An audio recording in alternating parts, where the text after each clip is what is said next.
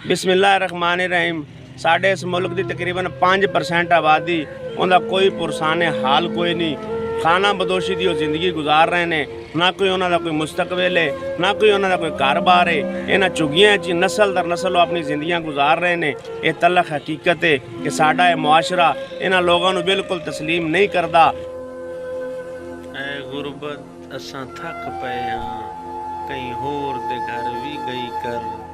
जेड़े मस्त हो वेंदन बख्तां विच, कदी उन्हां दी खबर भी लई कर। तेरी वजह तू बहु नुकसान हो वेंदन, इक्के घर नू चंबड़ न गई कर। मेरा इस समाज नू एक सवाल है कि क्या इंसान नहीं, क्या इन्हां लोगों का दिल नहीं करता कि ये भी जिवें आम लोग जिंदगी गुजारते हैं इवें जिंदगी अपनी गुजारन। क्या इन्हां दी कोई मासूम छोटियां छोटियां ख्वाहिशां नहीं? ते अज असीं कुछ लम्हे इन्हां लोगों नाल गुजारांगे ते इन्हां दे कोई जिंदगी दे अहवाल लवांगे, कुछ असीं इन्हां नाल दुख सुख दीयां गल्लां भी करांगे।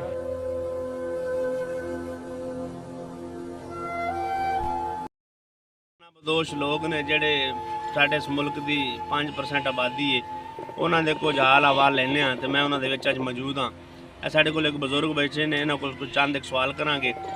बाबा जी ये दसो भी कितने अरसे तो तुसी इन्हां झुग्गियां च ते साडा प्यो दादा जी ने झुग्गियां च नहीं भाग गया। कोई सानू जमीन दा टप्पा किसी जिमीदार ने दिता, गवर्नमेंट ने दिता।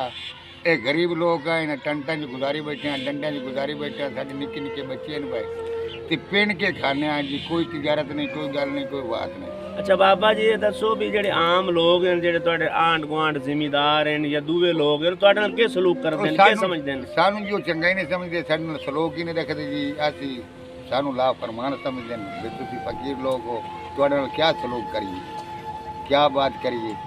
अच्छा तुहाडे शनाख्ती कार्ड ही बने होने? कोई नहीं साडे बने होने, शनाख्ती कार्ड ही बने होने जी, सारा कुछ बने हुआ है। बाबा जी तुहाडा कदी ये दिल कीता है कि असां में जिवें आम लोग जिंदगी गुजार रहे हैं, उन्हां कोल कोठियां हैं, बंगले हैं, तुहाडा भी दिल करदा है, कदी दिल च आया है कि तुहाडे कोल चीज़ां होवन? भाई असीं भी आने भी जिवें जिमीदार गुजारते पे ने, साडी भी जिंदगी बशर होवे। साडे भी निक्के निक्के बच्चे ने, साडे भी बच्चे पार हो जावन, साडे बच्चियां दी जिंदगी बशर हो जावे। भी असीं तो निभाई बैठे हैं झुग्गियां दे विच, अपने टंटां दे विच, साडे बच्चे अग्गों बशर हो जावे। हाँ जी बाबा जी ये दसो भी इन्हां झुग्गियां च रहिंदे हो तुसीं, इन्हां च कोई तुहानूं गर्मी या सर्दी बाबा लगदी जी है? दा सर्दी होंदी उदा सानू सर्दी लगदी, ज्यादा गर्मी होवे सानू उदा गर्मी लगदी। ना साडे कोल कोई कूलर है, ना कोई पक्का है। बड़ी असीं जिंदगी खराब होते गुजार रहे हैं। नहीं सर्दियां दे विच किवें से बाजी ने कपड़े ठिकड़े जिंदगी गुजारने हैं। कभी कोठी से बह जाने हैं, कभी अग बाल लेने हैं, सेक लेने हैं, मुड़ तरपड़ी नूं वड़ जाने हैं। उतों तो पाण दे पूरा कपड़ा नहीं है।